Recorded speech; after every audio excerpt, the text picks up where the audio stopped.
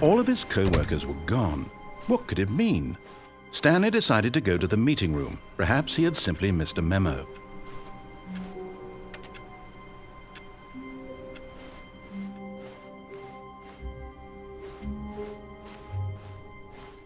When Stanley came to a set of 2 open doors, he entered the door on his left.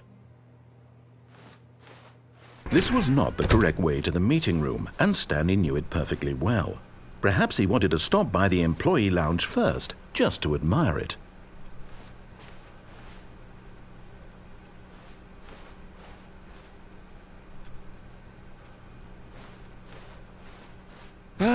Yes, truly a room worth admiring. It had really been worth the detour after all, just to spend a few moments here in this immaculate, beautifully constructed room. Stanley simply stood here, drinking it all in.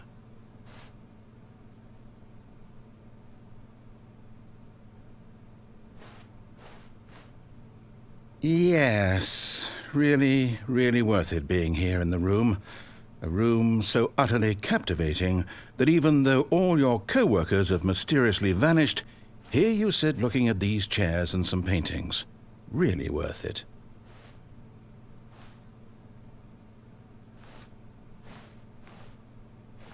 At this point, Stanley's obsession with this room bordered on creepy and reflected poorly on his overall personality. It's possible that this is why everyone left.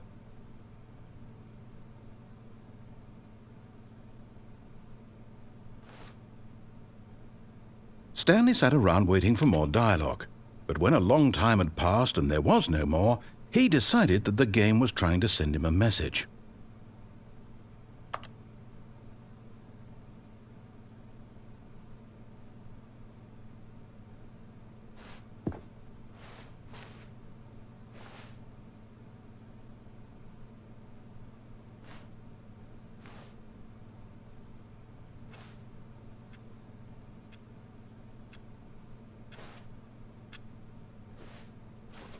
But at last, he'd had enough of the amazing room and took the first open door on his left to get back to business.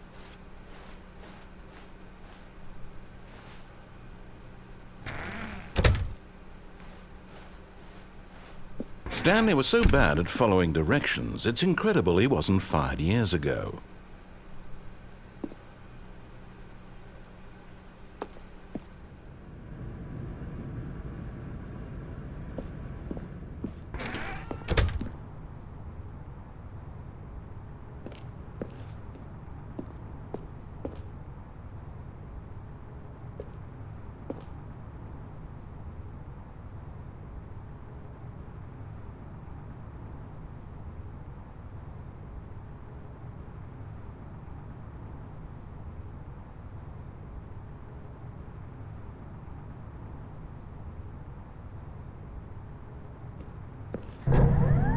Look, Stanley, I think perhaps we've gotten off on the wrong foot here.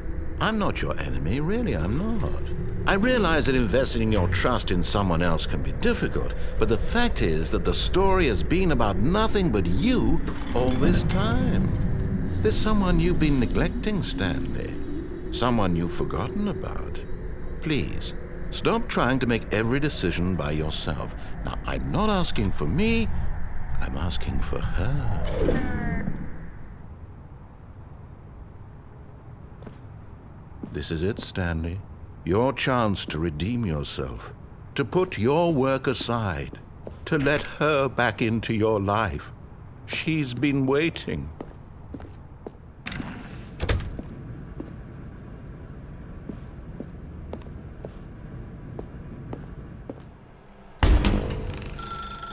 That's her, Stanley. You need to be the one to do this, to reach out to her. If you can truly place your faith in another, then pick up the phone.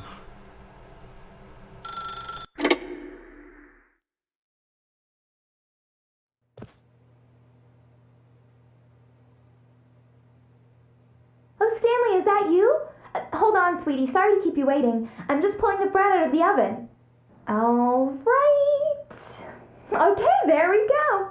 All right, now, I want you to come in and tell me all about your day. Gotcha. Oh, come on. Did you actually think you had a loving wife who'd want to commit their life to you? I'm trying to make a point here, Stanley. I'm trying to get you to see something. Come inside. Let me show you what's really going on here. Sorry, but you're in my story now.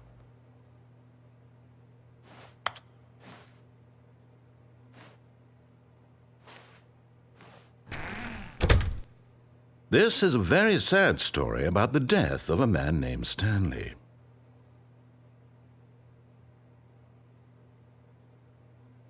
Stanley is quite a boring fellow.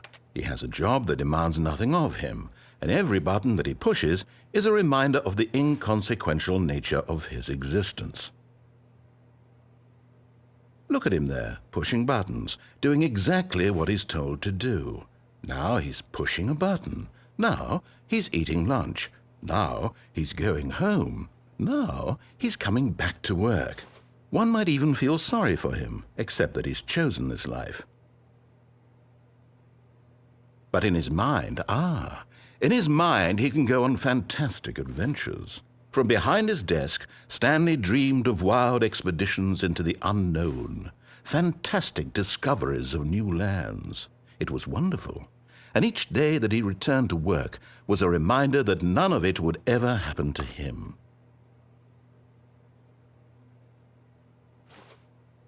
And so he began to fantasize about his own job.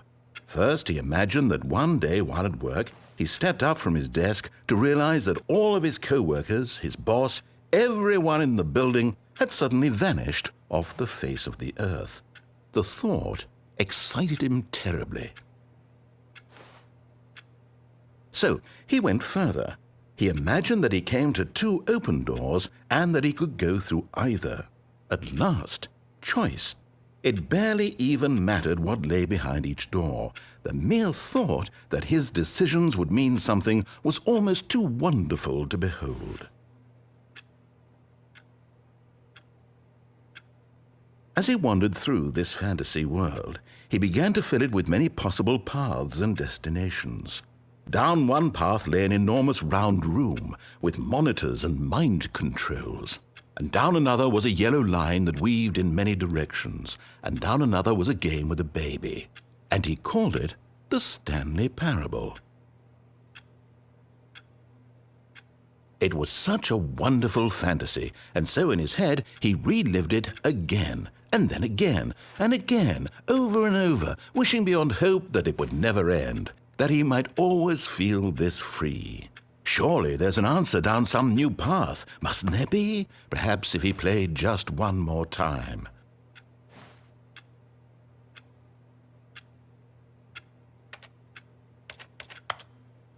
But there is no answer. How could there possibly be? In reality, all he's doing is pushing the same buttons he always has. Nothing has changed. The longer he spends here, the more invested he gets, the more he forgets which life is the real one. And I'm trying to tell him this, that in this world he can never be anything but an observer, that as long as he remains here, he's slowly killing himself. But he won't listen to me. He won't stop. Here, watch this. Stanley, the next time the screen asks you to push a button, do not do it.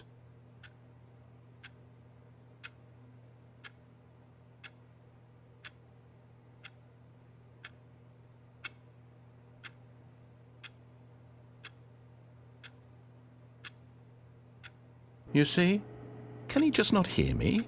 How can I tell him in a way that he'll understand that every second he remains here, he's electing to kill himself? How can I get him to see what I see? How can I make him look at himself?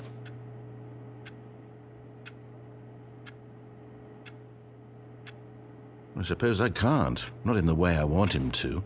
But I don't make the rules. I simply play to my intended purpose, the same as Stanley. We're not so different, I suppose. I'll try once more to convey all this to him. I'm compelled to. I must. Perhaps, well, maybe this time he'll see. Maybe this time. And I tried again, and Stanley pushed a button.